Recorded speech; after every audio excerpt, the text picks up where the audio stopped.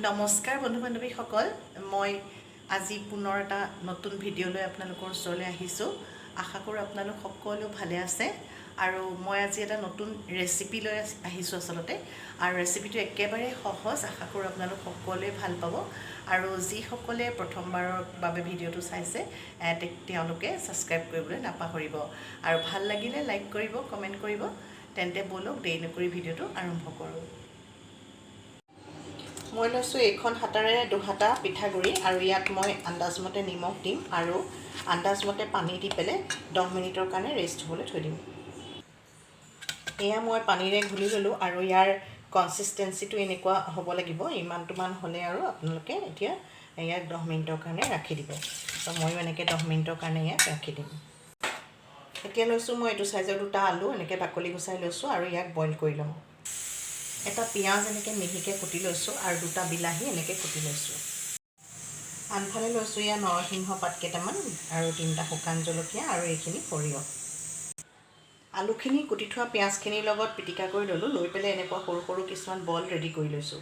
এতিয়া মই ইডলিৰ যিডাল ষ্টেণ্ড, মই চবতকৈ সৰু ষ্টেণ্ডডাল লৈছোঁ আৰু ইয়াতে অকণমান ৰিফাইন সানি ল'ম। এইদৰে ৰিফাইন সানি ল'লোঁ, সানি লৈ পেলাই এতিয়া মই এই পেষ্টটো অকণমান ইয়াতে দিম। দি পেলাই ইয়াতে আলু টিকিয়া এটা এনেকৈ ভৰাই দিম, দি ওপৰত মই আকৌ অকণমান পেষ্ট দিম। এইদৰে মই গোটেইকেইটা এনেকৈ ফিল আপ কৰি ল'ম।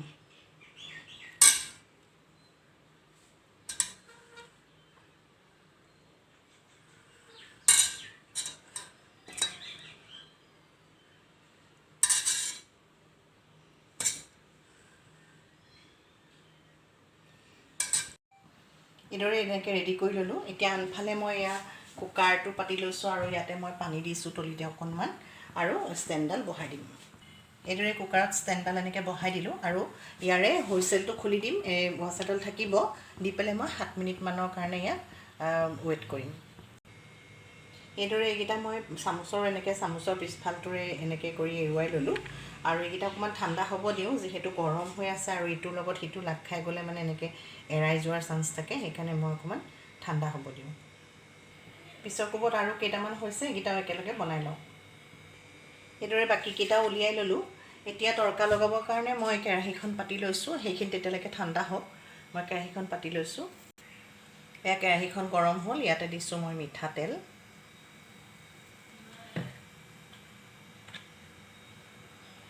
এয়া তেল গৰম হৈছে আৰু ইয়াতে মই এতিয়া দিম শুকান জলকীয়া আৰু সৰিয়হ, নৰসিংহৰ পাত যিখিনি গোটাই ৰাখিছিলোঁ সেইখিনি দি দিম। শুকান জলকীয়া দিছোঁ, চিমটো কমাই লৈছোঁ। তাৰপিছতে দি দিছোঁ পাতখিনি, তাৰপিছত দিম সৰিয়হখিনি,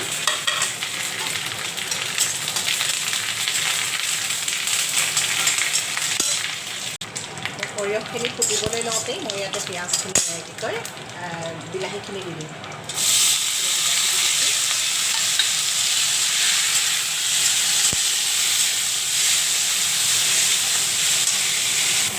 তাৰপিছতে ইয়াত দিছোঁ আন্দাজমতে নিমখ আৰু শুকান জলকীয়া দি এয়া লৰাই দিছোঁ। এইখিনি সম্পূৰ্ণ গলিব নিদিওঁ, ইয়াতে দি দিম এইখিনি এতিয়া। দি পেলাই ইয়াত এইখিনি ভালকৈ লৰাই দিম। তাৰপিছত দি দিম ইয়াত চাট মছলা অকণমান দি দিম।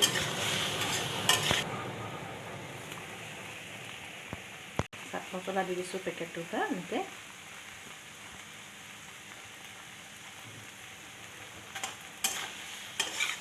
আৰু আমচুৰ পাউডাৰ আছিলে নহয়, আমচুৰ পাউডাৰটো বিচাৰি নাথাকিলোঁ আৰু নেমু টেঙাকৈ দি দিলোঁ। এনেকুৱা টুকুৰা নেমু এটা অকণমান চেপি দিছোঁ।